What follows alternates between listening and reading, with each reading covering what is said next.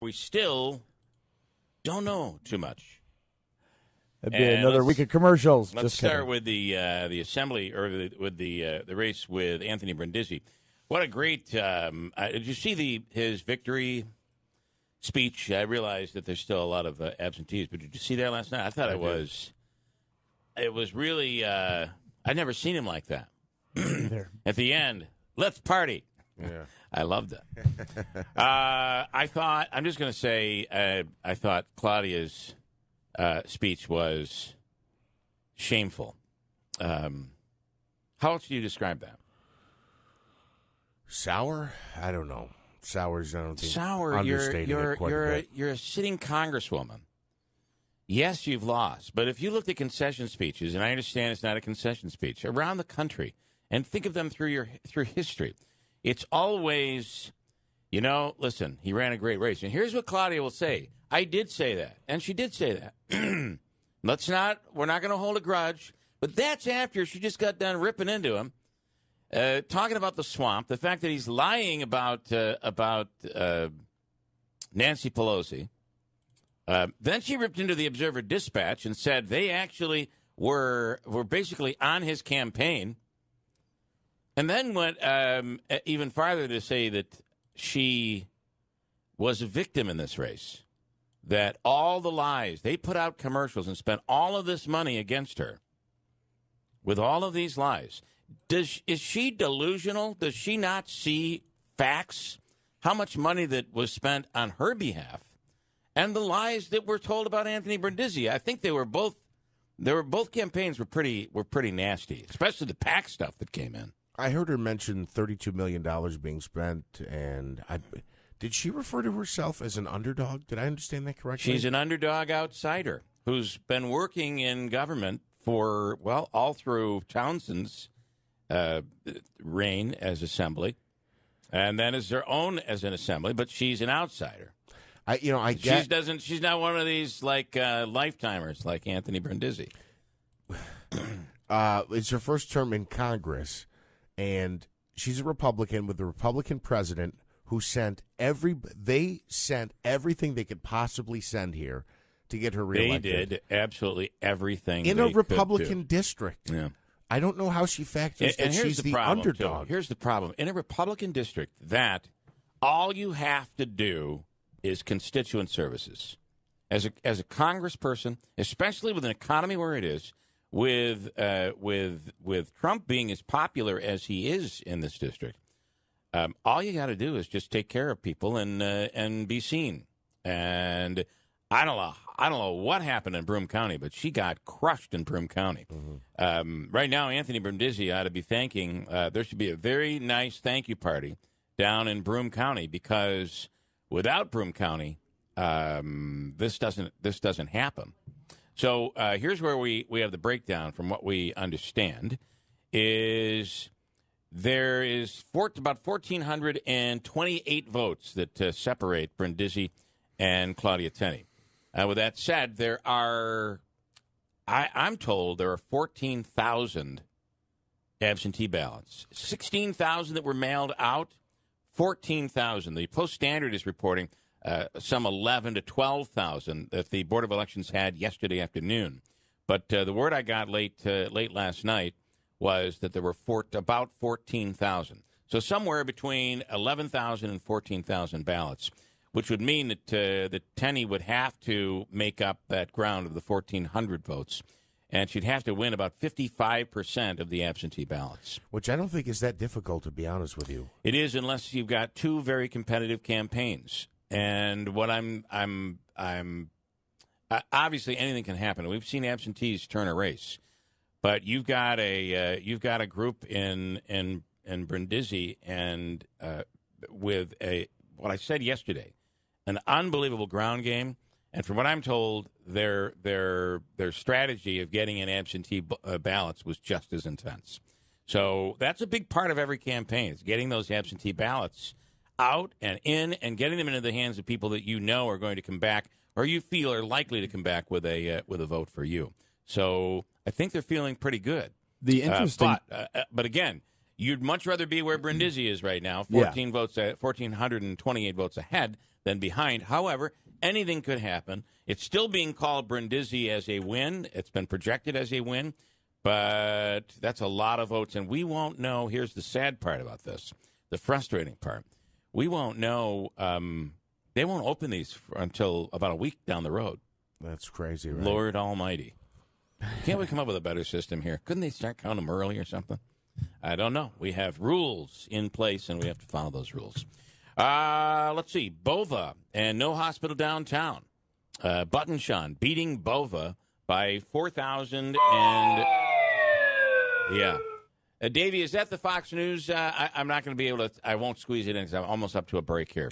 Will you please take care of that? Take care of it. The race is at 4,028. Button Sean in a commanding lead right here. She's a projected winner. But so surprises there. This is is this a referendum on Jimmy B? Jimmy B in the no hospital downtown? Because he was all in on being all out. That was really a major part of his campaign. That's an interesting question. I do think Marion Button-Sean did have some bipartisan support, and I don't know. But certainly the fighting the hospital is not winning the day. I think I do think Button-Sean, again, I believe her father's Republican. Her brother or son heads up a Republican committee in Oneida County, or used to. There are a lot of Republicans who were going to support Marion Button-Sean either way. So I don't know that it's necessarily the deciding issue, but certainly there would have been enough people who wanted to fight the hospital that would have voted for her, crossed the line, or voted for, Dennis Bova to elect him. And here's the other problem you're going to have is other than Utica's District 5, and would that be North Utica? Marion Button-Sean carried the city of Utica. That is even more indicative of the no hospital downtown. So, and I don't know the exact number. I got to break this all down once we get the breakdowns. But based on the map, it shows that Marion Button-Sean won almost all of Utica. So, what is that telling you? Yeah, and the comments about the corrupt Pacennies and some of the things that he said during that, I don't think he bought himself any favors. I've heard that there were, and we were told, we know this is true because we were told this by one of the people, and I don't want to throw names around, but the people left the campaign after that, after he started going after Griffo and Brindisi and Pacenti, that people on his campaign left. So that's not a good sign. And then there is the race of all races. The greatest race of all, even more important than the Democrats controlling the House. This is the race of all races. Don't you have some Game of Thrones music we can do? Okay, enough of that. And that is the DePerno-Gordon race for county double, baby. That's all I had, county man. clerk. And do you know that Sandy DePerno right now, before absentee ballots, unofficial results from the Oneida County Board of Elections, that DePerno leads Gordon by 46 votes. No way. I would much rather be in DePerno's shoes and have those 46 vote advantage. However, that's a tight one, and that one you have to really wait to see what happens with the absentees. These are absentee ballots, so odds are they haven't seen the deluge of fix the DMV signs. So that may be a factor in the ultimate decision in this when it comes to the absentee ballots. Yeah, sometimes what happens is people who struggle getting out, so some of them might have, but some also might be out of town, and might be college, might be military. Yes. But I guess you're correct there. I'm just grasping at straws to explain this race. Right. So they haven't seen the they haven't seen all the commercials. Right. They fixed the DMV signs or the direct mail pieces. And who would you think would be stronger with the with a ground game, with an absentee ballot campaign, I really believe that would be favoring DePerno, who has a family that's well versed in politics. According to Dave Gordon, she's got a half a century in that clerk's office, so people are familiar with that name. Here's the other thing that I did talk to a few people yesterday that were saying, "Listen, I'm going straight Republican." When you do that here in this, or straight Democrat, when you do that in the local races, you end up finding yourself really voting for people that you really wish you didn't vote for. And one example, perfect example, is the county clerk's race, right? Well, just a couple of years ago, and I don't know how you do this, but Dave Gordon was a staunch supporter of Bernie Sanders. Mm-hmm. And if you really look at Button Sean, she's basically a Republican. So, I mean, she's pro-life. Her family is conservative. She's basically a Republican when you really look at the issues. So when you decide to go straight Republican in a local race, a lot of times what happens is, well, we need you to run as a Democrat because we want to make sure we keep the majority. And the Democrats are going to keep the majority in the assembly. We want our area represented by someone in the majority. It'll be much better if there's someone in the majority. So you have people that kind of strategize and kind of bop around. So you really kind of have to dig in, and this is a perfect race. But, hey, the campaign of fear, I really believe, saved the Senate for President Trump. The campaign of fear of waiting in a line at the DMV worked for Dave Gordon. So a quick note on that. At the very least, this little puppy is darn close to the water bowl. Man, I can't. They're going to call some people from Florida up here to do a recount on this one, I'll tell you. Just crazy, huh? It is. I mean, we said yesterday that we were hearing this is close. Yeah, and you asked me, and I said, I don't think it'll be that close. Yeah, and boy, it couldn't get any closer. It actually is closer than the Button Sean. The Button Sean. Well, early on, a lot of these races, they were huge leads, enormous, and then all of a sudden, end of the night, it got really close. Well, that always you gotta when you're watching, and it's cool. The Oneida County map you can take a look at. I don't know. I don't have the full count on Button Sean Bova because of my numbers, I didn't include Herkimer County. Can you bring in Herkimer counties? Mm-hmm. Because it should be updated on our website. I have her at 4,028 vote lead. I'm assuming that she probably carried Frankfort fairly well. Are you seeing it there? So in the in Herkimer County, 6 of 6, there was 6 districts in Herkimer County. Yeah, she actually Bova actually took it 1,439 to 1,077.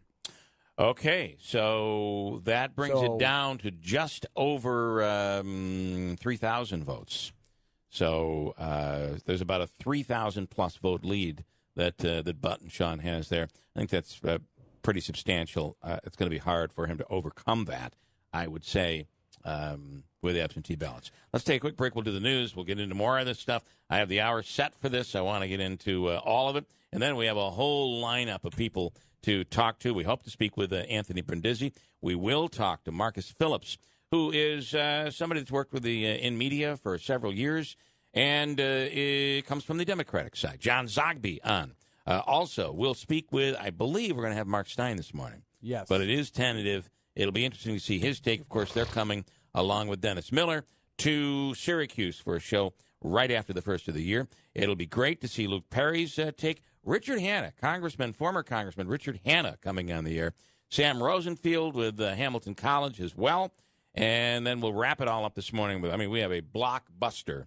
We'll wrap it all up this morning with at about 8:35 with Ryan Nobles from CNN to get their take. By the way, Fox has this new technology that they were using last night to make predictions. They called at 9:30. They teamed up with AP.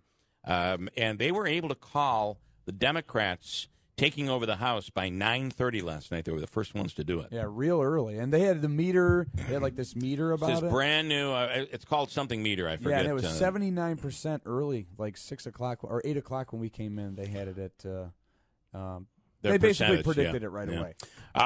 Quickly, Wayne, you're on the radio. Good morning, Wayne. Hey, good morning. Bill, I was listening to what you were saying when you say you vote right across the board, and then you have regrets. Well, I definitely had a regret about that Brindisi thing.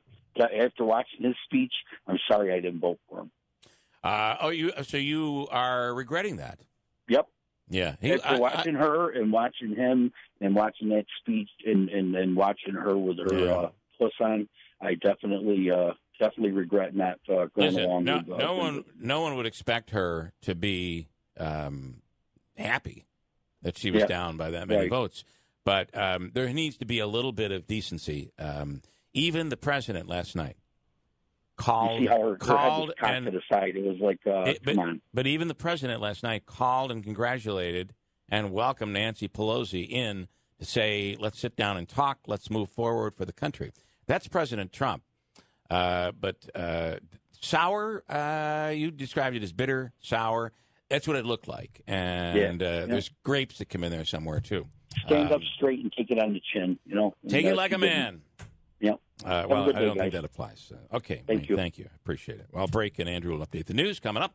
Hold tight. Lots to get into, and maybe you want to pipe in. 315-736-0186. 637, Rachel Witter standing by from Eyewitness News. Rachel, I got to say, you could not have asked for a better day, a day that developed any better than what we saw yesterday for Election Day. Yeah. By the end of the day, we got some sun back. It was like mid-50s. It doesn't get much better for at least the beginning of November. Unfortunately, that's changing, but not today. Actually, a nice day ahead of us. We may get some sun, some clouds mixed in there, too, a little bit cooler, probably by about 50 degrees for this afternoon. And then next storm system on the way late Thursday into Friday, and that's going to bring us a big pattern change for not only the weekend ahead, but this is going to force us into below average territory for much of next week, too. That means highs in the 20s and 30s. Yeah, this looks like a bit of a change. Yeah. Yeah. The Mother Nature is reaching a new maturity, going through the change. That fall change. Briefly. At least bring briefly. the goldfish inside, Bill. No, I got to pull out the heater now. I got to pull out the heater. I have a heater. Do you know what was about 7 goldfish is now about 22. Mm-hmm. Wow. It's crazy. Yeah. Apparently they follow my footsteps. They like to procreate. I don't have that many kids. I don't think. Okay, Rachel, this is going really in the wrong direction. I'm going to say goodbye. Thank you for calling me weird. I appreciate that. All right, have a wonderful day. And so today, though, if you got anything to do in your yard or you really like to do the leaves with some warmer temperatures, today would be that day. Today. Yeah, okay. Yep. Okay, cool. Thank you. Rachel Witter, Chief Meteorologist at Eyewitness News. Fox Business right now. Sometimes things just go down the wrong road. It usually happens after I'm up very late at night. It is very interesting as this whole thing went down shortly after last night. And if you want to talk about any of this, 315-736-0186. Shortly last night after, I believe CNN and ABC both called Brindisi the winner in the 22nd Congressional District. Finally, Anthony Brindisi came out, and then shortly after he began his speech, some other districts started coming in, and they were overwhelmingly in favor of Claudia Tenney, which tightened this whole thing up. As we said, we're looking at about 1,400 votes that separate the two. But if you want to look at where now, I have to tell you, I guess Broome County is all in. Everybody's pretty much all in. But if you look at, can you do some math for me? Yeah. I didn't do this one yet. 37,254 minus 29,461. That should be somewhere in the range of. You're making Jeff's day because he's doing this seven long. something, he's maybe about 7,000 subtraction. Oh, you're doing it the long way. way. Yeah, because Jeff's a big fan of that stuff. Mm-hmm. I like that. Like some people do crosswords. He just it's 77.93. That is the gift packaged with a big bow from Broome County. Yeah. That Brindisi won Broome County by 7,700 votes. Are you telling me that he won Oneida County, too? He did win Oneida County. Yeah, I don't know where you got that he lost Oneida County.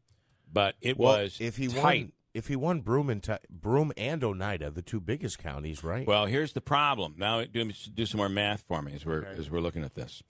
To Oneida County, I felt I kind of felt like he won Herkimer County. He lost Herkimer County by about 2,000 votes. So maybe that's what I was looking at.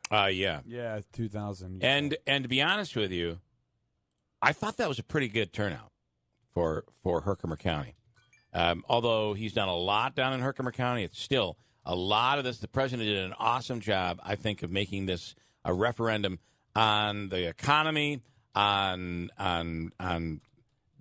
if all of a sudden now you have this resistance, it's going to stall the economy, on progress, on craziness.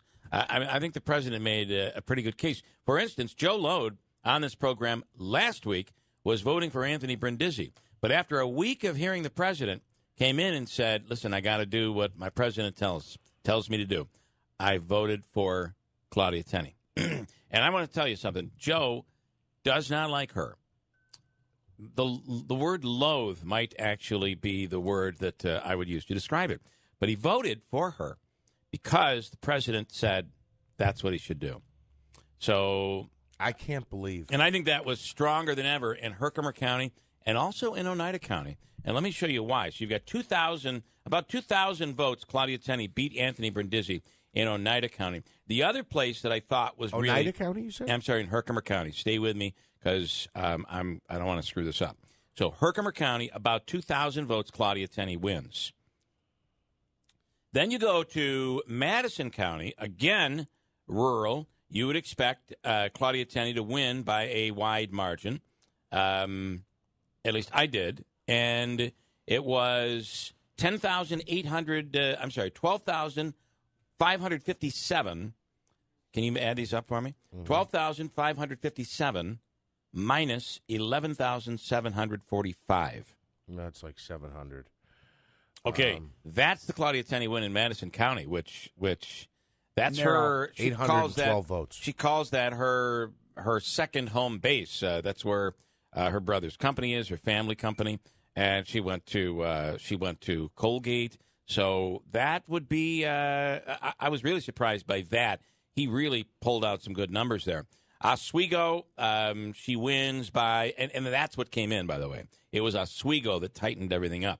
So Oswego, there was like one district in, and it was really close. It was in the hundreds. Then all of a sudden, out of nowhere, she comes in with about a 4,000 vote net gain out of Oswego. And I think that's what really tightened things up, because beyond that, you got about a 5,400 vote lead. Brindisi did. So with that said, I'm trying to pull up Oneida County, and it is here. So no, that's the wrong one. Boy, just can't seem to get this right here. This morning. It does. It's not your fault. It does mean something, Andrew, to me. Okay, here we go. Subtract 38,260. I'm sorry, 38,263 minus 37,307. Yeah, it's like 900, give or take. That's That's the Anthony Brindisi victory in Oneida County. 956. So tight. Without Broome County, this would have been probably slightly in favor of Claudia Tenney because of Oswego.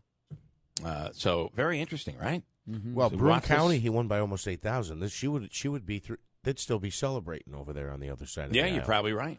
Yeah, you are probably right. So we had heard early on that Broome County was vehemently against Claudia Tenney, but we also heard in early polling that he was up pretty handily in Oneida County, and somewhere in the last month that tightened up tremendously in Claudia Tenney's favor.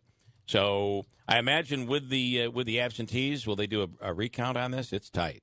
So absolutely. They'll end up having to go through all of these. And remember, it's every county in the district, so this is going to take some time. We might not officially know for at least a couple of weeks. I'm not sure they'll get it done by next week. I have to tell you, I'm still shocked that the amount of support she got from the Trump family, really. Eric and Don Jr. No doubt about it. Sarah and on and and on that and did on. seem to early cabinet visits. That did seem to play a role, right? It played a role. But I think more than anything, the president, his rhetoric about you're voting for me here, you have to vote for the agenda. If you're happy with making America great again, this is a vote I need. I think they could have saved the money and not brought up all of these people and just let the president do his tweeting, and that would have been just as effective. It was effective. And that's where we are. Does that tell you in the 22nd, which he won by 16 points last time, that the support isn't there to 16% anymore? Or people just really liked Anthony Brindisi or didn't like Claudia Tenney? I mean, he dominated this district last time. Yeah. Well, you have a different. It's not Trump running, even though he's saying it is. It's still not Trump running. And I think that I believe that his support is like 44. It ranges in this district like 44 to 50%. I think one poll right after Kavanaugh had him at a 51% approval rating in the 22nd congressional district. So, but if you look at it just a few weeks later, it had gone back down into the 40s. I just, even if you, listen, I know Anthony Brindisi said, I'm not going to support Nancy Pelosi, and that's one thing, and he doesn't, let's say he doesn't vote for Nancy Pelosi and support her. I think it's a hard stretch to say he's going to be voting on the Trump agenda, tax cuts and other things, which he's actually come out against. So that's why I keep saying, you're right, well, Trump wasn't running. His numbers weren't Trump Trump's wasn't numbers running, in you're 16. right, but he kind of was. You're the other thing that played a very interesting role is, and this is all Fox News stuff here, that the tax cuts not polling well at all. Most people, the majority of people, felt that it didn't have any effect on them or has hurt them. And the same thing on the tariffs. There were some negative issues out there, depending on where you were across the country, which didn't really necessarily bode well for the president. But man, holding on to the Senate is all that really matters, right? I mean, if you're a Trump person and a big Trump supporter, and your reason for supporting him was putting justices on whether it's the Supreme Court or federal court judges, guess what? You just saved that. And for some people, that's all that matters. So they would call that a huge victory for Trump last night. Holding on to the Senate, enormous. We'll talk more about it. You want to pipe in, 315-736-0186. I got a whole bunch coming in, though, starting at 7 o'clock. We'll start with John Zogby and Marcus Phillips also. 652 WIBX. The DePerno race, not as close as we thought, but still very close. What are you looking close. I'm seeing approximately 900. Let me do this math. I'll pull out a calculator quick. But when you said that earlier, I said, boy, when we updated the numbers, I didn't think it was that close. I thought she had about 1,000-vote lead. And let's see, I got 36,939. 36,939 minus 35,893 equals 1,046 votes. Where are you getting that? You're getting that off the Oneida County website. Yeah. County clerk. So I have 36,939 minus 35,893. Yeah. So what is that total? 1,046. 1,046. So, but again, I think that puts her in a much better position. Oh, absolutely. Because it's going to be pretty hard for Dave Gordon to turn that. And add 1,400 votes there. So what do you make of that for Dave Gordon? Does he wait 4 years to run for clerk again, or does he jump back into the mix someplace else? Well, I think dog catcher's available. Well, here's an interesting thing too. I wonder if the one person. By the way, I do not mean to be demeaning in any way to a person that catches dogs. That is a very important job. It's a tough job too. Yeah. But also you get bit and stuff. Dave may go and try for the comptroller, the Oneida County comptroller race next. I mean, why? What should the message be to Dave Gordon? Should it be, how many races are you willing to lose before enough is enough? Well, I'll say this. I mean, it seems like he found something. He found a sweet spot here. I would stick with it. The only problem is he's going to have to wait 4 years. Not necessarily. You could find some village. Where does he live? You could find some race to run for, a village race to run for, maybe, or something like that. He could be on some town council. You're saying if he wants to really give another crack at county clerk, he could do it.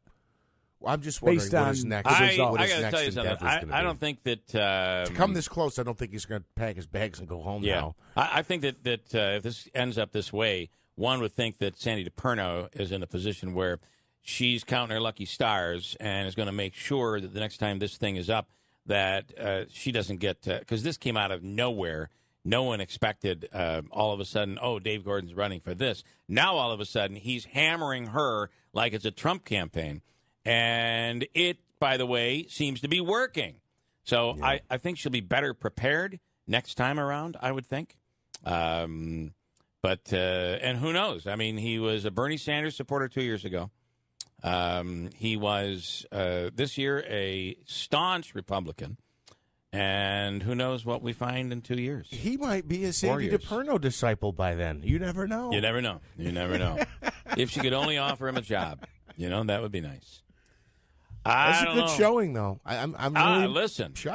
I got to tell you something. There were a lot of people that felt that Dave Gordon was going to knock off Sandy DePerno, and I thought it was closer than that, but I dropped the one, a very big one, like 1,000. But still, a great showing, right? It is. Stinking close. It is. Much more to get into. Coming up, Marcus Phillips, John Zogby at WIBX. Marcus worked with Utica Daily News and the Observer Dispatch. And Marcus, good morning. What's your take on? Let me start with Brindisi Tenney. There's 1,400 votes. We're told somewhere between 10. I believe the number is 14,000. Between 10 and 14,000 absentee ballots. What do you think? As far as absentee ballots go, who knows? We'll see. But it's tough in a race like this when there's so many absentees out, right? There's 14,000 out to flip the dynamic so much. So if she's tracking at like 48% now, she'd have to get 55% in the absentee. Mm-hmm. And usually they're pretty representatives. I mean, they probably skew slightly older, but there's college kids, there's military. It's usually somewhere near the district number. So in a race this big, for her to blow him out in absentee votes in that way. Pick up 1,400. Yeah, it would be an upset. Not that it can't happen, it'd be an upset. You'd rather be him than her right now. I'd rather be Anthony than Claudia if I was right. Yeah. Any other on this race here? Well, the one thing I would say just about this race and all the races, and I'll get it in quick. Yeah. But the thing that I hope, there's this whole caucus of people who the way they run politics is by arguing with people, right? Yeah. By not getting along with people, right? I don't like the governor. I don't like the state assemblyman. I don't like the assemblyman. I don't like the county executive. I don't like the mayor of our biggest city. So vote for me to represent you. Right. But I'm not going to get along with any of your representatives. And I don't like the hospital. Right. And I hope all of that stuff, we can disagree on issues, but every one of these races, you look at the assembly race, there's people calling people crooks and liars, things that you never used to say in politics. And I don't know how you can vote for somebody and try to function a government when your whole strategy is to insult everybody and not get along with them. How could you build a road? Yeah. You won't be able to decide. So I hope civility won, just because I want to see things get done. And that was Brindisi's message last night. He went through a lot, thanked a lot of people, but one of it was let's bring civility back to Washington. Probably, maybe not possible. And you got to, are the Democrats going to go in and just all of a sudden impeachment, investigation after investigation, obstructionist, and all of a sudden things stall? And as Trump said, the economy just fades. Yeah, I hope not, but I think, Washington we have less control over. But our area, I hope it comes to where, we could actually have one of our elected representatives call our congressperson and try to get something done when we need help, like after a flood or something. Well, that only happens if Brindisi wins. And they'll pick up the phone, right? Yeah. And the same thing in the assembly, right? You want somebody who, you're working on projects. You mentioned the hospital. You mentioned the hospital. It's 3 years old. Yeah. Right? The mayor's having a problem. The county executive's having a problem. He can call the assembly person and say, hey, can you help me out here? Instead of calling a person that just called him a crooked, corrupt thief whose family has hitmen in it. Well, and you're speaking about the 119th Assembly District that was Anthony Brindisi's. Dennis Bova Jr. Began very tempered in the beginning of his campaign, and then he swallowed the angry bug. You ever see that bug? No, I had hundreds of them outside. I think it's the shape of a hashtag. They're awful. Yeah. If you can eat it, I'm sure I have. So it looks like what did I say the number on Bova? Button Sean leading Bova right now. It looks pretty much like this is done. 3,666 votes. So I'm not sure absentees. In a district, there's like 32,000 votes that came in. I mean, she's up 52-43. She's the winner. She's comfortable there. That's big. She tends to be leaning a little bit to the right for a Democrat. Yeah, it's funny.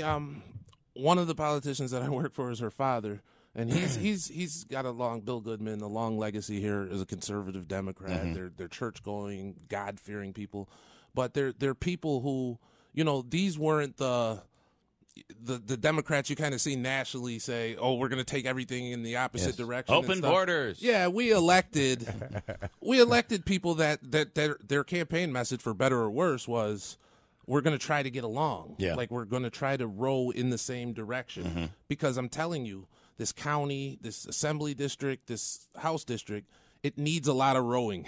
Someone please row. Is there a message being sent once again to Jim Brock, Brett Truitt, Jim Zecca, no hospital downtown?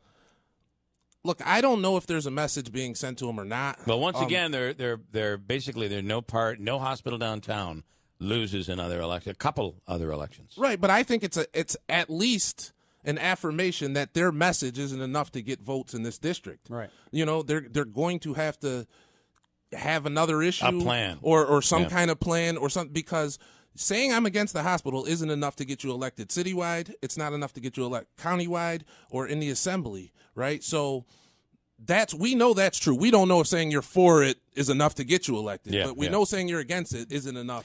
And by the way, we've seen that nationally as well. I mean, really, that was what Hillary Clinton's message was. It was really an anti-Trump message. And if you think about it, a lot of the message here was they tried to move away from that, Democrats did, with a whole big thing about let's protect your health care, while the president was going down a different road.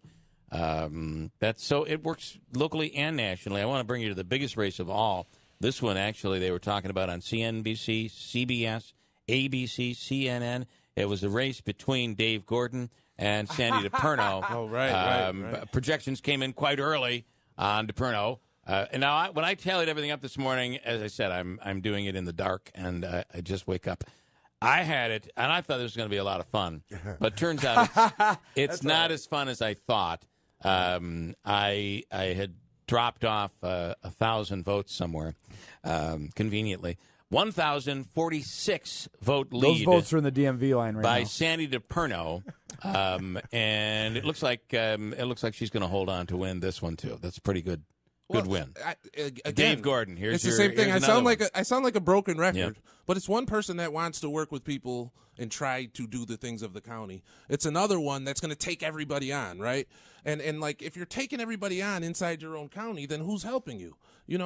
But Sandy DePerno, whom I like very much, Dave ran a good campaign because here's the thing, right? He ran a Trump campaign. If you go to Syracuse, if you go to Albany, if you go to Buffalo, if you go to Los Angeles, if you go to New York City, the DMV stinks, right? Like there's no such thing as a good DMV. Nobody wants to go to the DMV anywhere. That's why you go to the smaller counties, you go to those places, or you do it online. Right. I mean, the forms are long. It takes a while to do an eye test. Like how much can I speed it up? I'm going to put 2 workers on the eye test?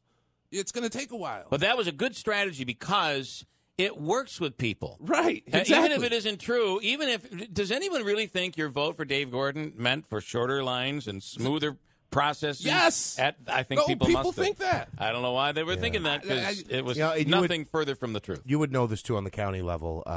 He can't just open offices. Pacini talked about this when he was in. That's all got to be approved by the county board, by Pacini. I want to bring in John Zogby, who is with us here this morning, and it's a pleasure. John, good morning. Thanks so much. Good morning. Yes, hi. How are you? Good. So let's start with Tenny Brindisi.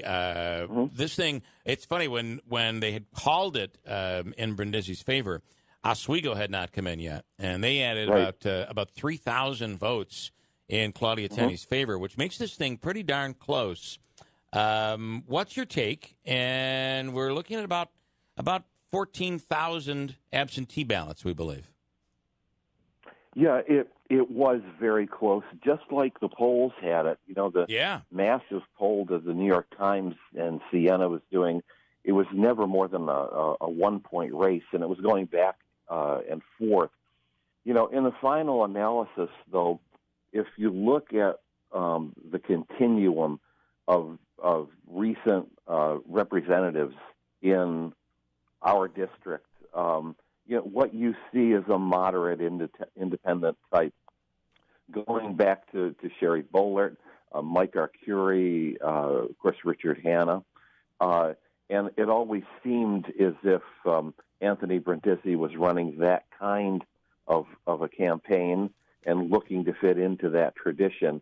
Our district is not a give 'em hell district. It's not a ultra ideological district, and even though the race was extremely close, very close, maybe even getting closer, I think the fact of the matter is that that Brindisi probably fits into the tradition and how the lines were drawn to accommodate this kind of candidate in the first place. I have to say, and it cannot be denied, I cannot tell you the number of people that I spoke to and people that I know that have said, I do not like Claudia Tenney.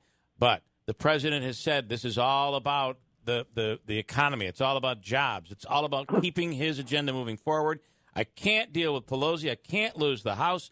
As much as I don't want to do it, I'm voting for Claudia Tenney. And I talked to a lot of people that said that, a lot of Republicans, which really shows here at how close this race was in Oneida County. But the president really made a best effort, strong move here for this.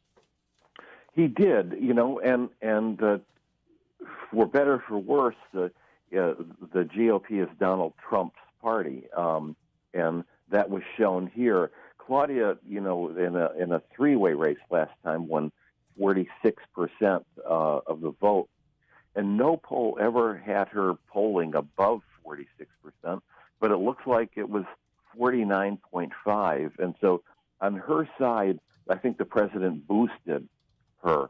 You remember before the president came to town, she was down 7 to 9 points, and immediately after the polls started showing a much tighter race. Yeah. What happened in Broome County? I mean, is she looking in the mirror this morning saying, boy, I should have paid more attention to Broome County because that made the difference, all the difference in the world here? It did. And, you know, Broome County, the culture of Broome County, whether it's the Syracuse Diocese or the congressional district, has generally felt that it is an orphan, that more attention is paid to the northern part of the district, and they're sort of the forgotten group. And you see that. I've done a lot of focus groups down in Broome County, and so the obvious thing is to spend as much time down there as possible. We here, you know, our northern district centered, and a chunk of the district comes from Utica, Rome, you know, Herkimer County as well. But the fact of the matter is almost as many votes come from Broome County and the neighboring counties than come from here. And, well,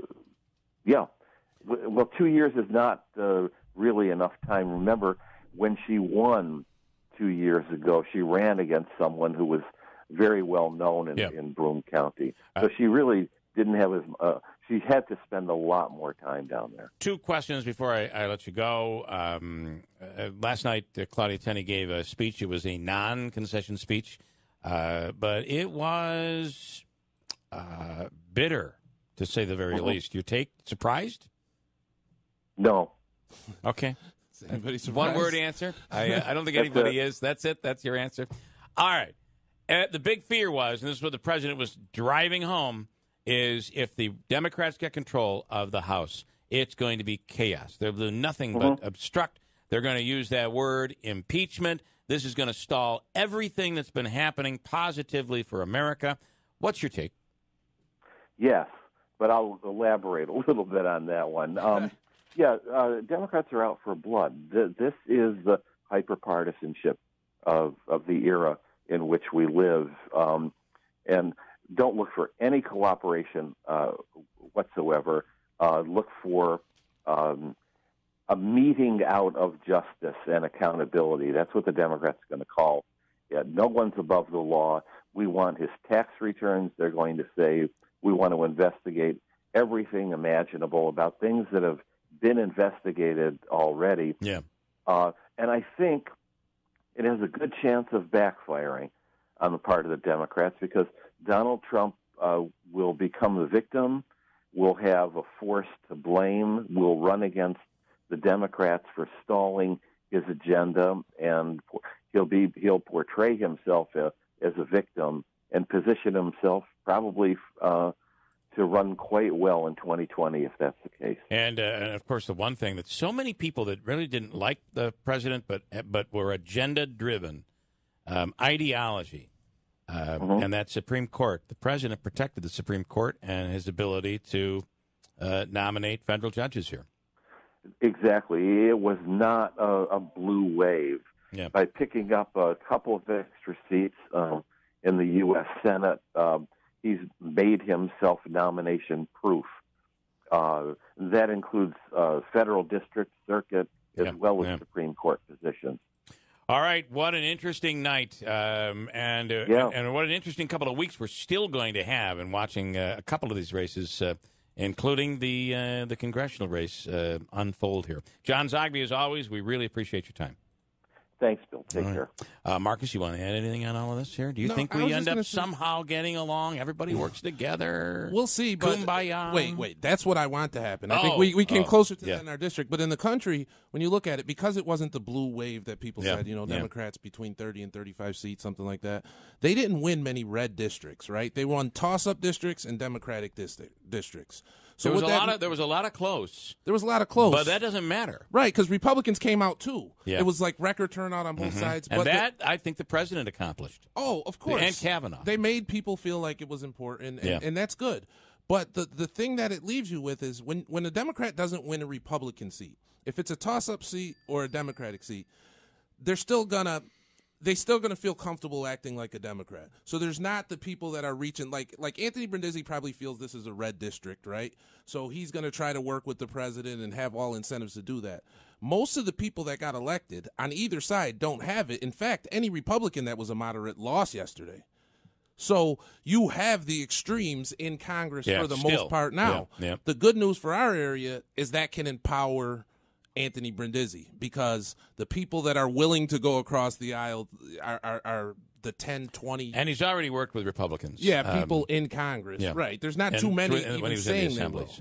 All right, Marcus, as always, love your input. Thank you, man. I appreciate it. And we didn't even get into any of the racial divide. We didn't get into none of the black stuff. You usually come at me with the black stuff. I don't have any black stuff today. No black stuff today. Although I'm disappointed. There were some African Americans that performed incredibly well last night. Again, in some cases, just not enough. So interesting. Delgado, I don't know if Delgado he's Hispanic. wins. His name sounds Hispanic. He's African American. Yeah. I don't know, but it's eventually the elected officials start to look like America, and the country is more diverse, and it's urban, rural, and it's they're divided along racial lines. So you're going to get more. This was a big night for women. It was women are except in the leading, 22nd congressional. It was a little off there. Well, hopefully, big night for Sandy DePerno. I believe it seemed to be. And Michael, I'll add one more piece in here. Mike says the first law Pelosi, and he's betting on this. Will bet us. Right. All right, are we ready? The first law Pelosi is going to push through is that Ruth Bader Ginsburg can either retire or die in the next 2 years. I think you might be right. Hey. They're making weekend at RBJ's, all right? I don't think Ruth Bader Ginsburg is capable of dying. She's the cockroach in the nuclear storm. She's extended nap. It's unbelievable. She's the Ben Roethlisberger of the Supreme Court. I saw the documentary, and I really think there's a bit of a conspiracy out there that she might actually be dead. Like Weekend at Bernie's? Yeah, and they somehow her arm come up with some new medicine that allows them to just keep it's a hologram forward. RBG. Yeah, well, you know what side I'm on. Stay alive, Ruth. Give her some carrot juice. 7:35. Oh, we'll do a free money question and give you a chance to win a little Habaika's money here today. We'll get to it coming up at WIBX. Mark Stein fills in for Rush Limbaugh, and he'll be coming to Syracuse right after the first of the year as part of the tour with Dennis Miller, the Adorable Deplorable Tour. He's the undocumented anchorman, right? Yes. And guess what? With a big night last night, both Republicans and Democrats can walk away with a smile after last night, I guess. Mark Stein is on the line right now. Good morning, Mark. John. Hey, good to be with you, Bill. So, what's your take from last night?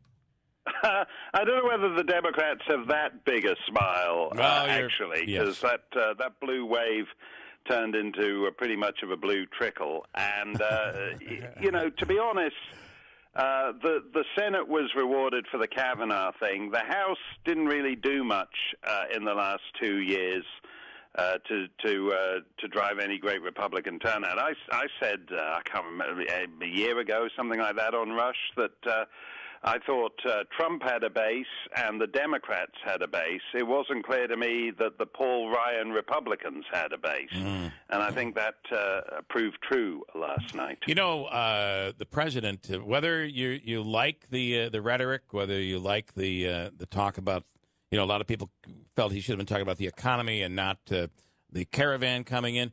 It did work. There's no doubt about it. And we saw it work right here in this 22nd Congressional District with Claudia Tenney.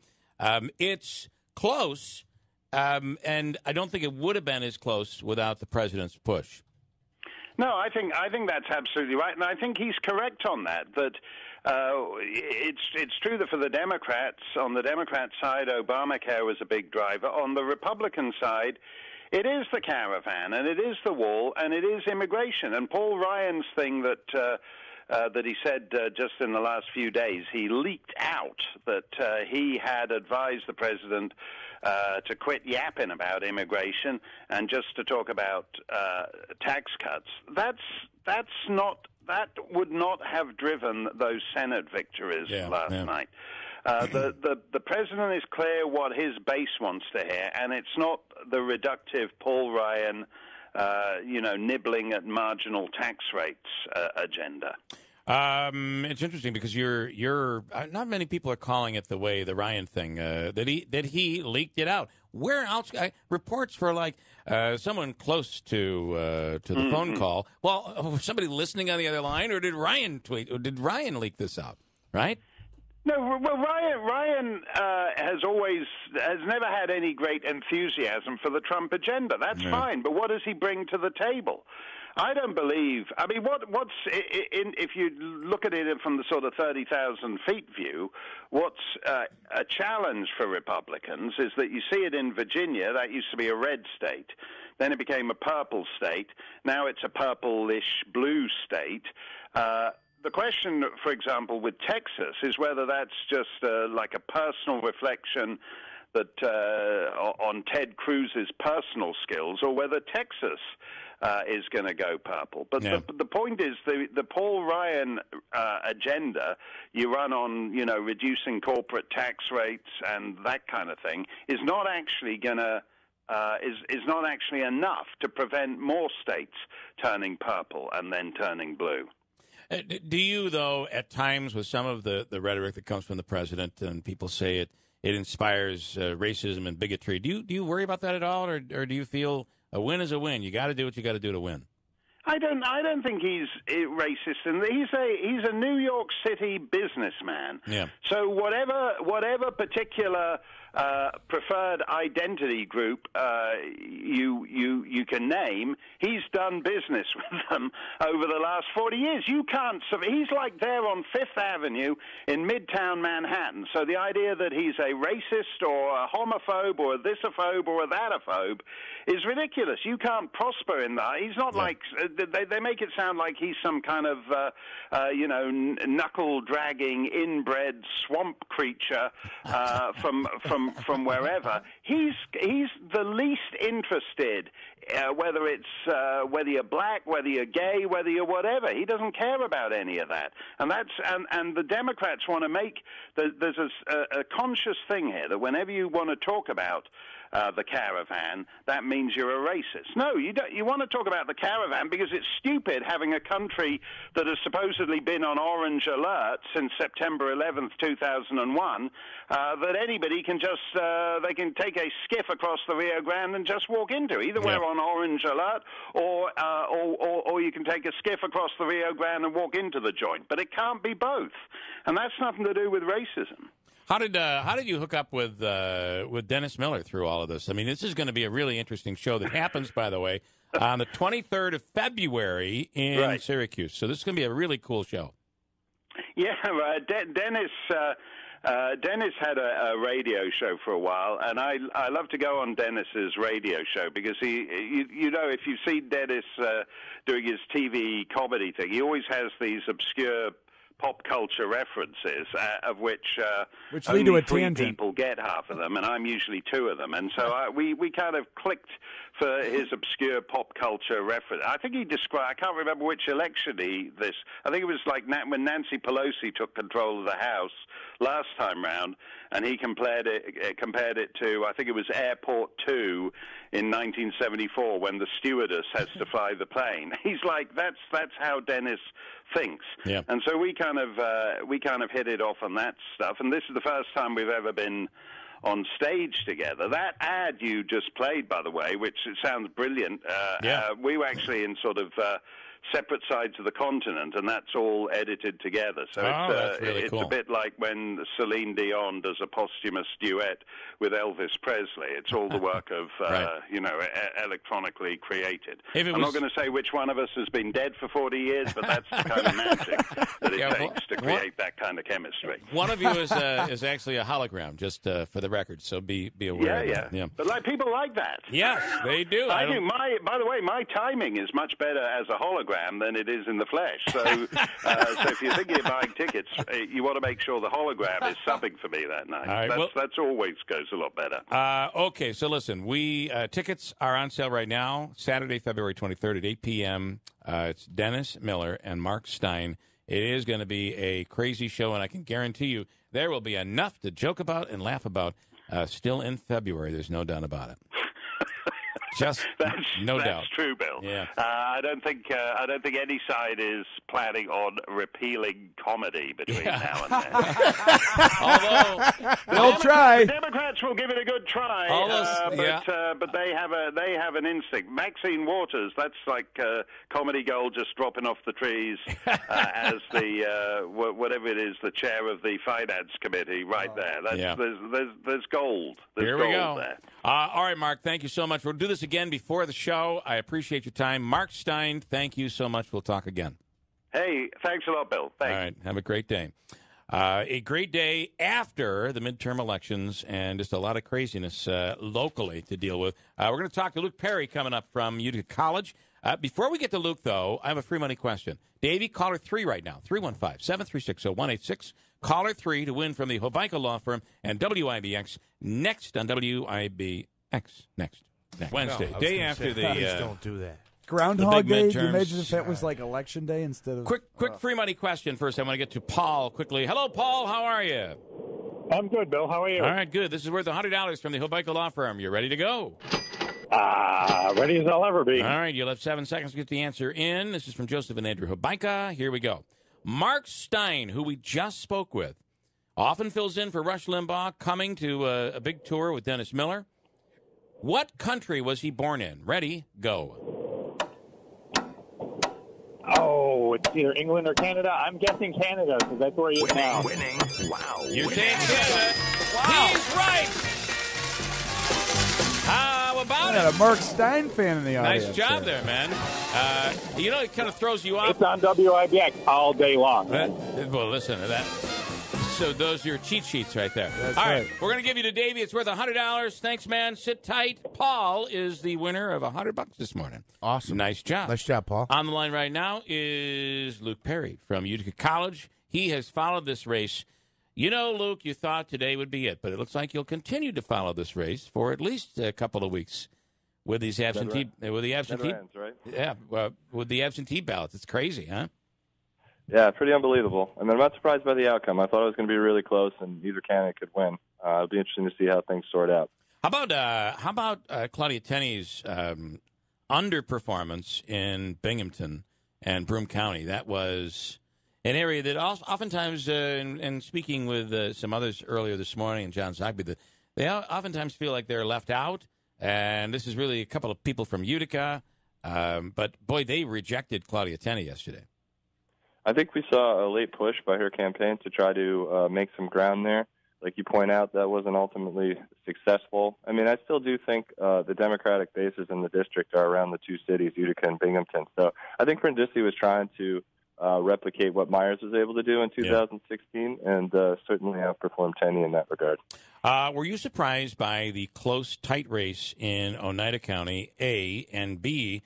My take on it is there were many Republicans that might not be fans of Claudia Tenney, but they are of the president, who was really pushing, this is a vote for me, forget everything else. What's your take? I was surprised by the turnout, particularly in Oneida County and Utica. As you know, that's extraordinarily high. So before the polls came in, me and a lot of other people were trying to figure out, what does this mean? Who's it going to help? And basically what we saw was both sides were animated and came out, and it led to a dead heat, essentially. And that was, again, an advantage for Brindisi because Tenney won our county comfortably in 2016. So Brindisi, though he wasn't able to pull away in a significant manner, he was able to neutralize that base for Tenney and then do what he had to do elsewhere. Well, let's look county by county on Brindisi-Tenney here because it is quite interesting. Neutralizing Oneida County, Brindisi out with a win. Broome County is where he picked up, what did we say, like 7,000? More than that. More than 7,000 votes. That was big. That made the race for him. Shenango, really not getting blown out. Claudia Tenney wins, but he had a respectable showing. Same thing in Cortland. He ended up winning Cortland by about 1,000 votes. In Herkimer County, one that I found was interesting, 9,787 to 7,792, which is 55 to 43. I thought for Republican Herkimer County, Brindisi had a really good showing. Yeah, he closed the margins in Herkimer. Tenney won it, of course, but not by the same amount she did last time. I think the Brindisi campaign was feeling pretty good about flipping Shenango County. So, though they may not acknowledge it, I think that it's disappointing they didn't win. But as you pointed out, it was closer than in the past. Yeah. And then Cortland Myers narrowly won, and Brindisi won a little bit better than she did. So, yeah, I mean, the idea, once you get outside of Oneida County and Broome County, if you're a Democrat, you're trying to close the margins, maybe flip one of those rural counties. So there was no flip, but there was definitely a tightening of the margins, which, particularly in a razor-thin race, hurt Tenney. And Oswego County was Tenney's Broome County. She picked up 4,000 votes late. That's what this seemed like. It was a bit of a blowout for a little while. Then all of a sudden, these 4,000 votes come in from Oswego. That really tightened things up.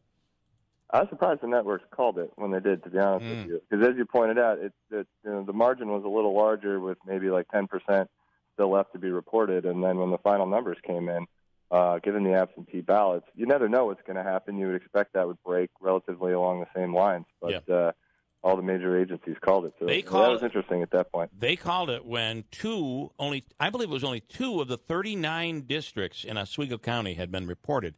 And there were just a few hundred votes that had been registered. That was a big miss. I got an email here. Just your reaction to it. Brindisi lost Herkimer and then won Oneida by 2,000 votes and Broome by 7,000. The result may be directly related to college students who don't live in these counties. Your thoughts on that? Well, Democrats generally look to young adults to turn out. You've got to vote where you reside. So I'm not sure what that's referring to. If you live in somewhere temporarily other than where you reside, you have to fill out an absentee ballot. So I wouldn't think about the outcome in that way. Ultimately, though, my take on this was Brindisi had the far better ground game. And if that's the case, they're organized, it seemed, better with a different strategy, which could help them when it comes to the absentee ballots. But that ground game got new people out, people that had not voted before. I think that was a real big difference for the Brindisi side. I agree. So the good news for Democrats in the district is that they take the seat for the first time since 2006. The bad news is Democratic grassroots organizations, the party, you have a formidable challenger, firing all cylinders, and they win by less than 1%. So it's going to be very difficult to retain this seat given the close margin. Now, obviously, if Brindisi does ultimately emerge successful, he'll be incumbent. He'll have incumbency advantage. But to replicate this is going to be very tricky should he be elected. What's different about this district, which is kind of interesting, and we've seen it even going back to when Sherry Bollert was in.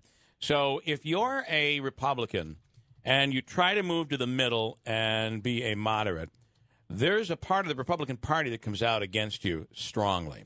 They consider you a rhino, and Hannah had the same issues. Whereas a Democrat, you can be moderate as a Democrat. And, for instance, his stance on the Second Amendment. Because guess what? The Democrats are so happy to even have somebody in office in upstate New York in this position that they'll accept it. So do you think that strategy will be used by Brindisi and he'll take advantage and lean to the right? That's an interesting question. I think certainly Brindisi's campaign ran more to the middle. Tenney's campaign did not.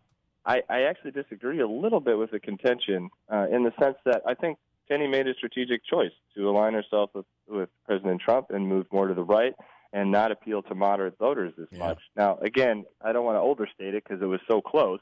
At this point, that strategy doesn't seem successful. But if you broaden it out and look at central New York, the Republican incumbents in the House that lost, or looked like they have lost, Representative Tenney, Representative Faso, they got beat because they aligned more with the president than moderate Republicans. The one Republican in the House who got reelected in central New York in our immediate area, Representative Katko, was the one who didn't even seek the president's endorsement. So one of the things that this says to me is that if you're a Republican incumbent in a vulnerable midterm in central New York, it seems like it's better to align with moderates because the more ideological part of the Republican Party, they're not going to bail on you in a midterm election, particularly if it's a referendum on the president. We actually agree. When I say move to the right, what I mean is moving from left to right, which would place him somewhere in the center, maybe a little bit right of center, versus going left of center, which I think you're going to get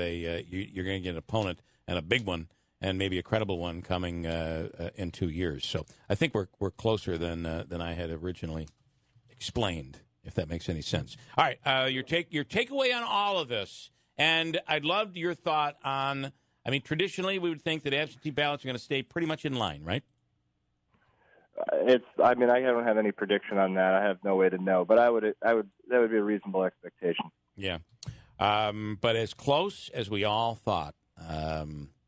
What are you going to do now? This is going to be awful. I'm leaving town. I'm taking a break for a couple of days with the family. Well, and then it's a working vacation, like most of my vacations, talking about the election. But, that's what I'll be up to. Well, listen, you've done a great job on this one. It was exciting, and I'm sure we still have some excitement to come. Luke Perry, it's a pleasure. Thanks so much. Thank you. All right. Enjoy your trip. It's well-deserved, right? All right, I got a break. Richard this morning chiming in, he said, congrats to the winners and losers, but the biggest loser now is us, the people. Pelosi will not get enough votes to be leader of the House unless Dems lied. He followed that up with, after my sports report, he said, why are they called the Rocket, not the Rockets? Do you know? I don't know. He's talking about Laval. Also, we always screw up plurals and singulars when it comes to sports teams. They're about the team effort. They don't want a bunch of rockets. No. They want to just be one powerful rocket. No, I believe what they mean is when you're sitting in your seat, and they're playing a song, you're rocking it back and forth a little bit. We're rocking it. Here in Laval, we rock it. We rock it. So, and as many of you know, I recently had cut the cord, by the way. Yeah, and, I know you regret it, too. I do on Monday nights. I listen exclusively on IBX, but it's I used to turn the game on, especially if it was a good game. I'd watch it. But I'm happy to know now that Anthony Brindisi won. Our cable bills will be going down, and I can get cable again, right? Yes, isn't that what it is? Right. That's what some Democrat was explaining to me yesterday. Won't you want your cable bill to go down? Unfortunately, I said, I don't think you get it. I don't have cable. Unfortunately, the long lines are going to continue at the DMV. Sorry. It's funny because I think Sandy's lead over Gordon is smaller than the line at the DMV this morning. So we'll see. Maybe we can swing some votes. What did she say? What did we say? She's 1,046 or something like that. Sure, ahead. about that. That's enough for a win. And the same thing. So Gordon, anti-hospital, anti-downtown, pro. Really kind of put on a Trump-style campaign for the county clerk's office, for God's sakes. But, somebody said to me the other day where Gordon made his biggest mistake was, why would you cause a problem with Sheriff Mashel? Why would you bring Pacenti into it? Why would you bring these people that all of a sudden were like, you know what, I was kind of staying quiet on this? Well, now I'm all out against this Gordon. Why would you do that? Why would you add problems to your... But I guess that's kind of the Trump way when you think about it. Because every once in a while you say about the president, why would he do this? Yeah, well... Why cause yourself more trouble? The fact is that Sheriff Mashel had to do something he's never done, and that's endorse a candidate. Yeah, it brought... He never has done that. Mashel got, last night, he ran unopposed. He received 10 million votes last night. He did. In Oneida County. Did you see that? I did. It's incredible. I couldn't believe it. I just quickly wikied, by the way, Laval Rocket, and according to their Wikipedia page, it says it is a further tribute to Maurice Rocket Richard, who apparently maybe the team is named in honor of. Wasn't even a Rocket. Okay. Oh, I didn't even think about it. Could be the Rockettes. Stephen Rubisky, why are you here? Yes. Good morning. Please tell us. We're all wondering. And you're is this No Shave November for you? He's 3 weeks ahead of us. Yes, it is. Yeah. Well, I'm here to pick up my Comets tickets. All right. Okay. How many did you get? Well, just one for myself. Okay, very nice. Smitty, when you say come to the studio, I think you should say come to the front desk to pick up your tickets. Do you have his tickets, Davey? You can hook him up? Okay. No, they're out. They're going to be at the front No, desk. I'm glad to see you, Stephen. He's wearing a Syracuse hoodie. Did you vote yesterday? Yes, I did vote, and I ended up at Anthony Brindisi's watch party. Oh, how was the food? The Delta Marriott. It was packed there. Yeah. Was the food good? Did you get into any? Well, no food, but just drinks, and yeah. It was a happening place. Did you, by doing that, does that mean you voted for Anthony Brindisi? Oh, yes, I did. You did. All right. Did you vote in the... Stephen votes for the best candidates and goes to the best parties with the best food. I've been to Cavallo's often, so I wanted to try out the new Delta. Yeah. So I voted Brindisi. That's not true. You follow politics. So who's your assembly district, though? Well, I voted Buttonshine. Okay. All right. How about for sheriff? Mr. Mashel. Oh, I thought you were going to write in somebody. All right. Did you see Mashel? What's the number? I know I was kidding a bit about the amount of votes that he received, but he got a lot of votes. 53 for running unopposed. But here's my question: anybody notice that? I got to bring it up here. That for sheriff, I got to go to the Oneida County one, don't I? Yeah. For sheriff. Were there write-ins? There were write-ins, and there were several.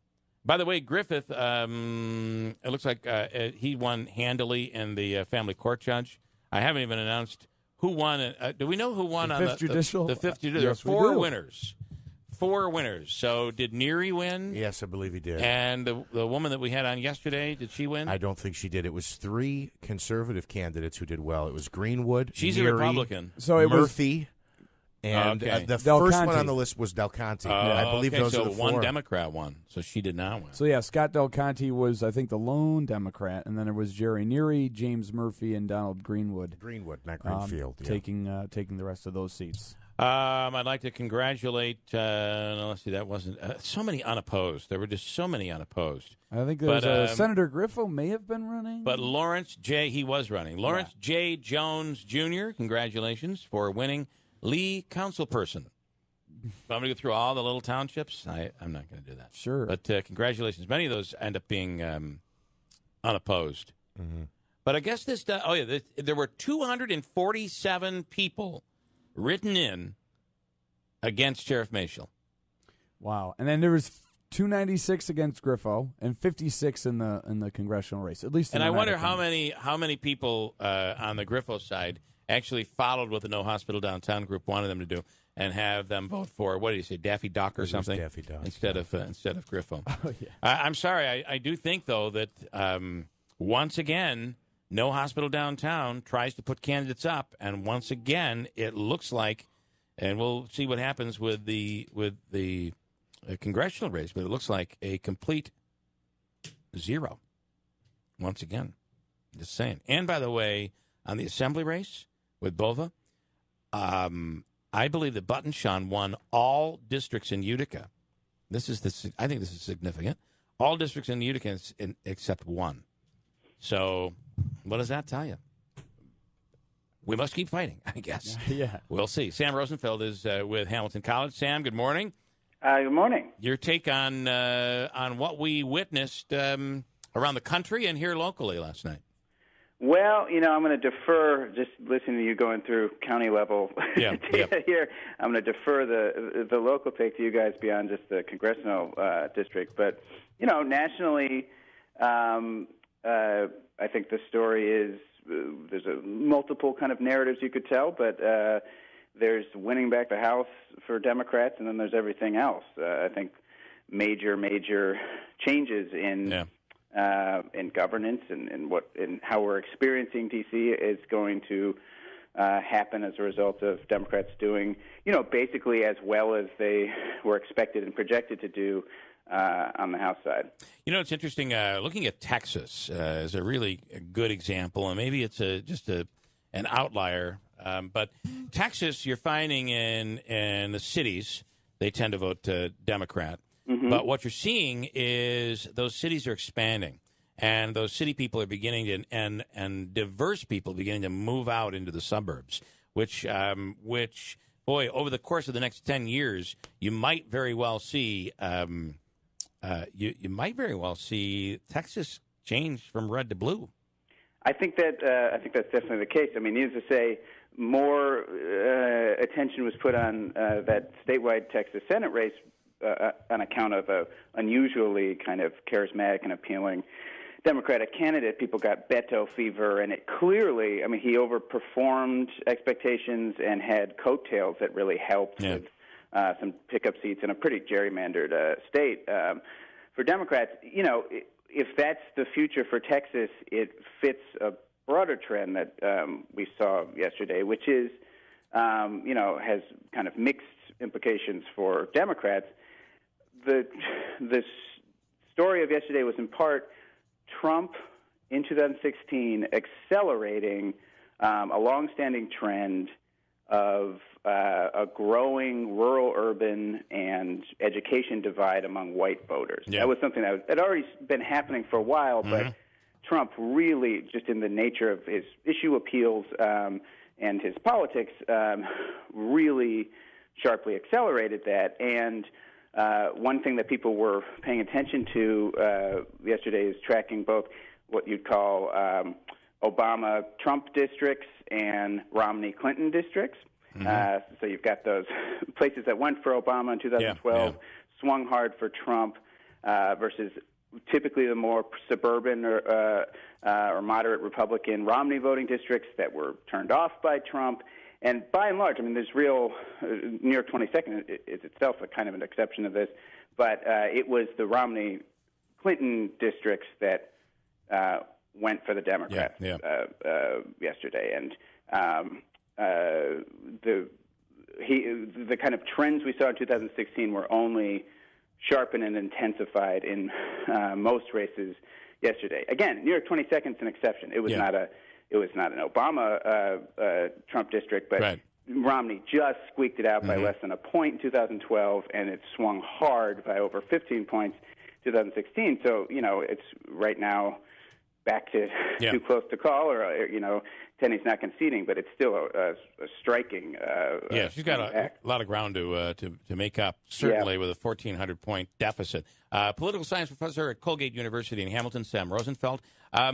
And it is interesting. In our 22nd congressional district, we really saw two different, and I guess probably across the country, styles and strategies of campaigns. You saw a traditional, heavy, hard ground game, getting people registered to vote and going out and making sure you get your vote. And on the other side, Tenney really relying on the president bringing in this inner circle group of celebrities and family members. Sure. And then there's the bit, you can't call it anything but fear-mongering because it's really kind of what happened.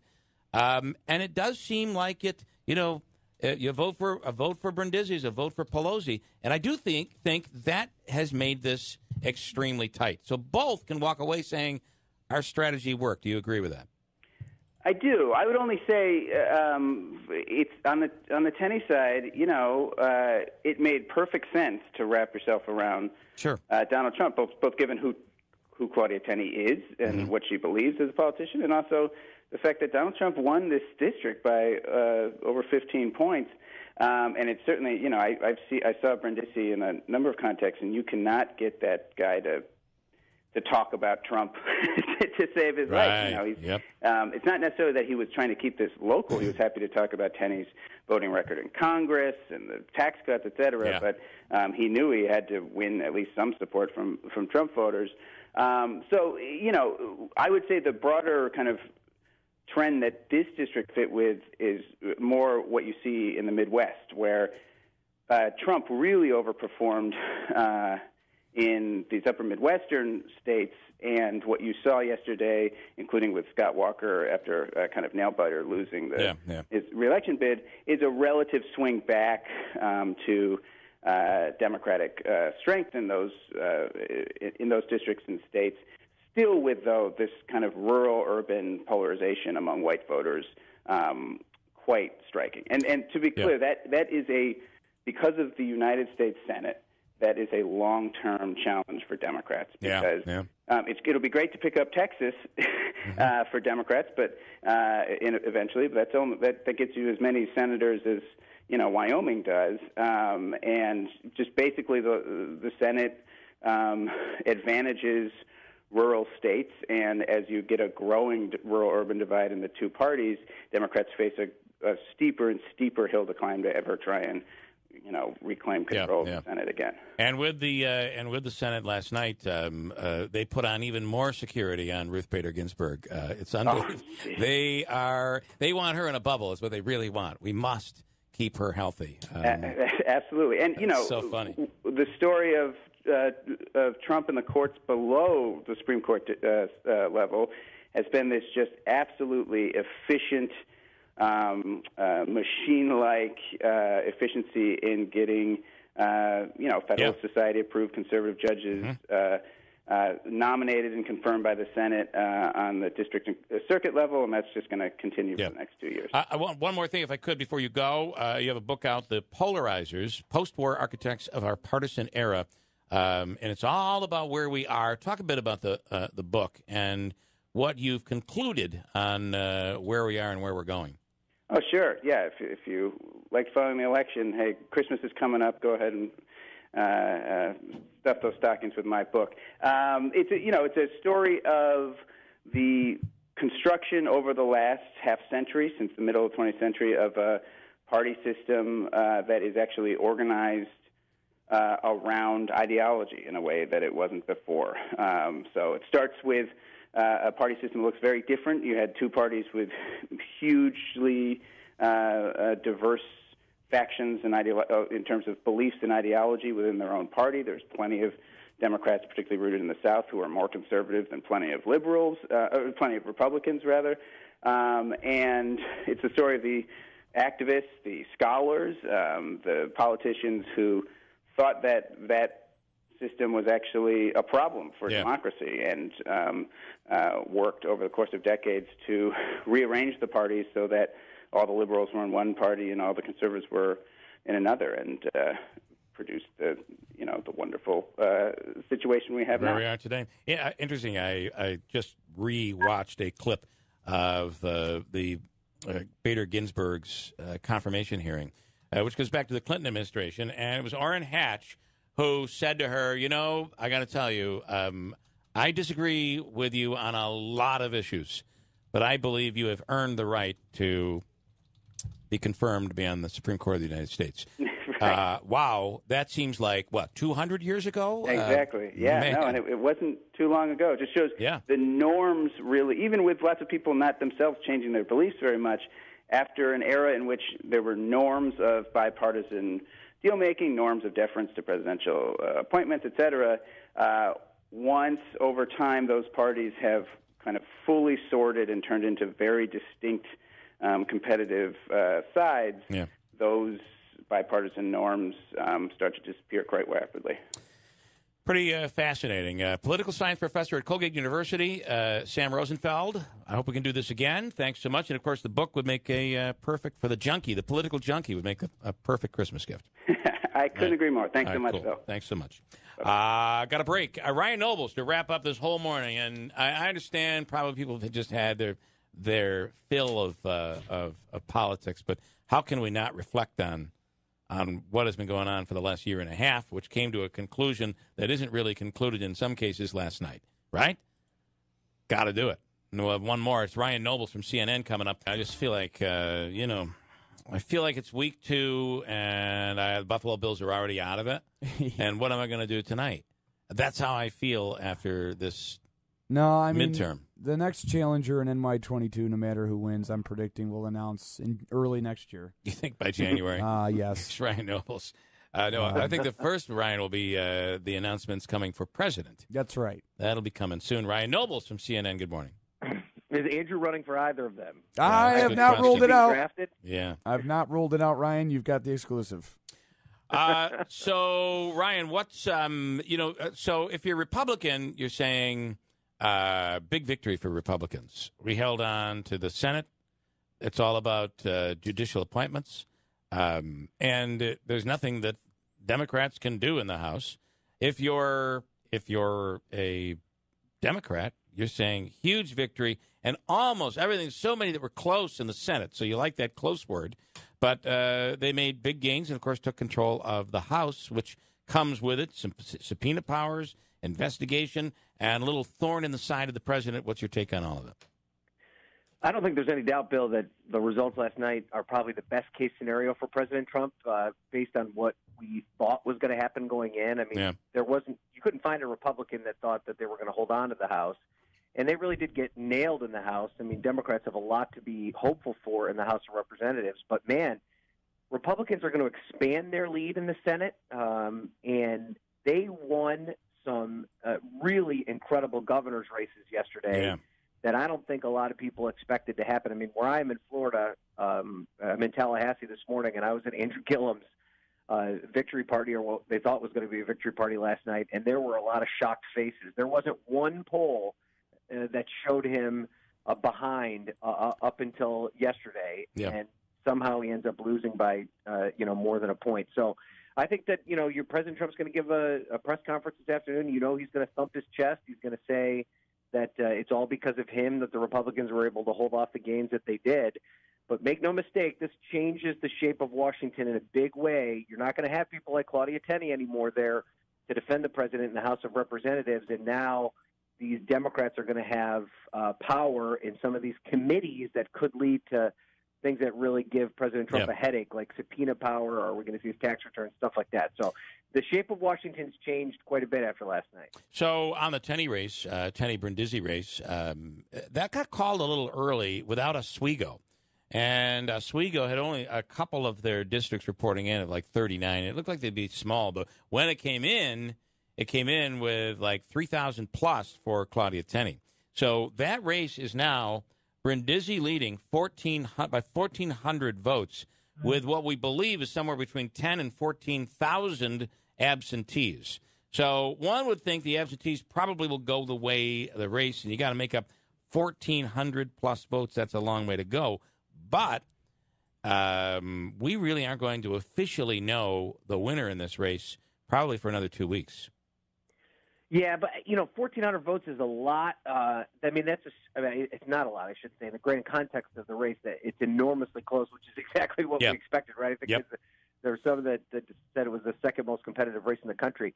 But people always get excited about the margin as it relates to absentee votes. Like if there's more absentee ballots out there than there are margin of votes, and you've got a shot. But what tends to happen is that the absentee ballots mirror the results of the vote on Election Day. There really usually isn't that much of a wide disparity between those two things. That's not to say it can't happen, right? But I would think that Brindisi people feel pretty comfortable this morning. But that doesn't change the dynamics of that district at all. To Andrew's point, it wouldn't be too much of a surprise to hear that Claudia Tenney announces that she's going to run again in 2 years in short order.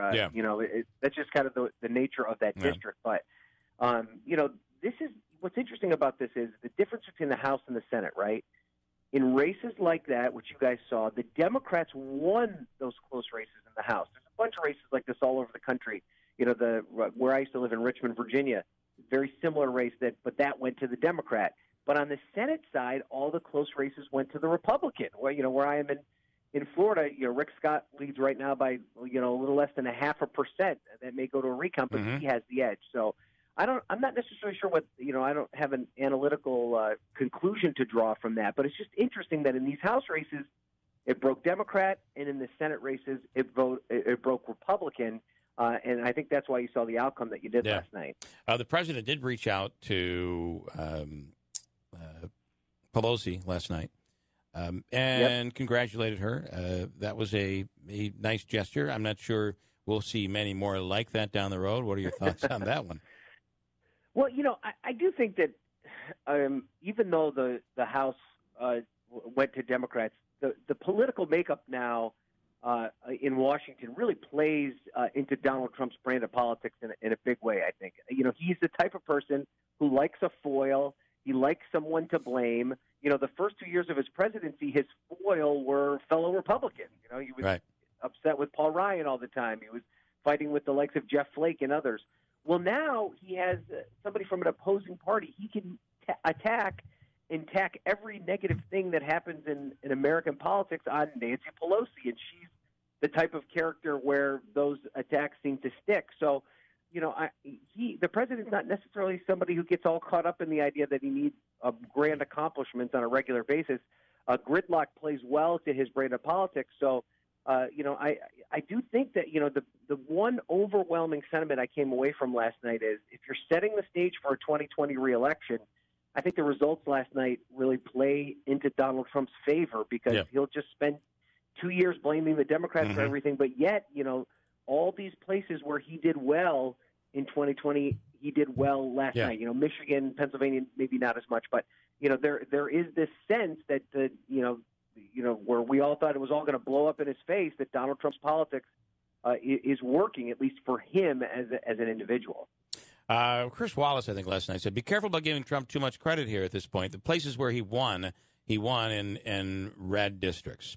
So, but I think for Democrats, though, aren't you walking away saying, boy, they really got the vote out.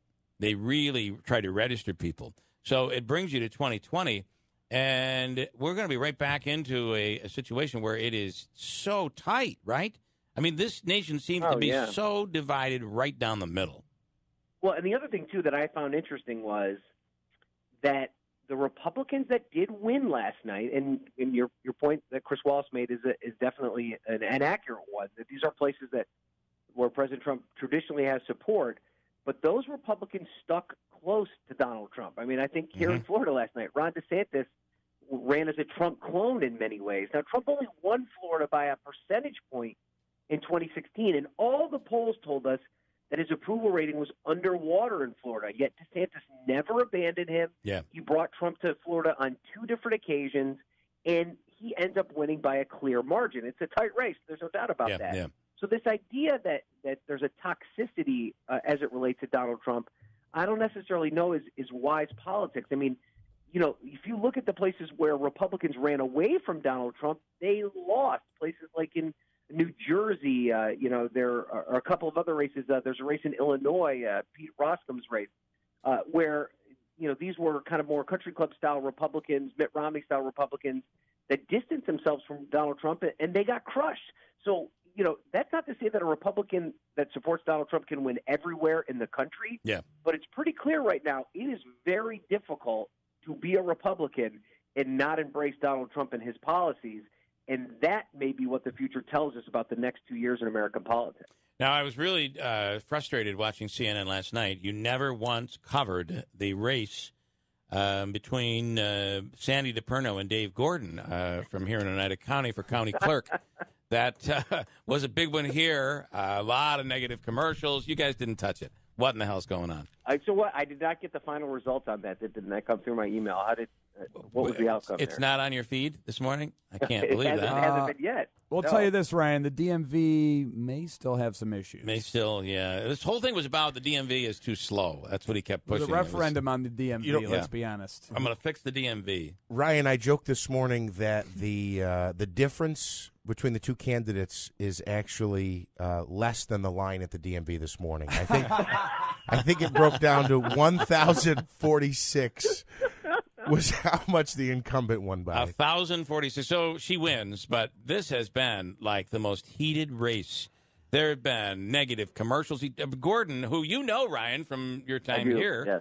And I think you might even, Sandy DePerno's been around for a long time. You probably know her as well. I know 68 years or something, right? Isn't that what the campaign says? 68 years, I think, right? 38 years is what they were saying. But this thing was totally out of a Trump playbook. They were going after, she's created $1 million deficit, and she's done all of these crazy negative commercials, all for the county clerk's race.